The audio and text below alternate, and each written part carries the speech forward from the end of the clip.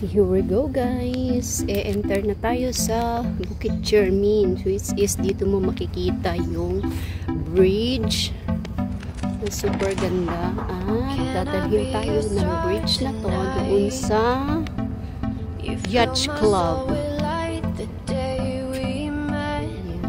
Kapaligiran neto guys. O si Gandanes. So dito talaga maganda mag-running, mag-walking dahil presko na, walang ano. O, ayan yung nakita natin kanina guys, diba? So, ayan na siya. Mag-running tayo. Para mabilis tayo makarating doon.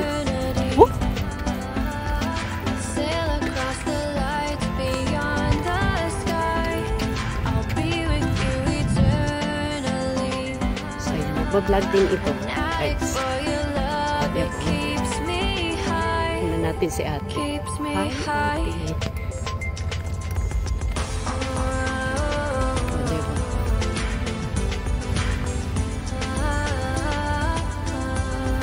Nagraranin sila dito guys. Mas maganda dito. Maganda dito. Magraranin yun. Ayun yung boat. Parating na naman ang boat. Hindi pala natin pwedeng i-ano yun.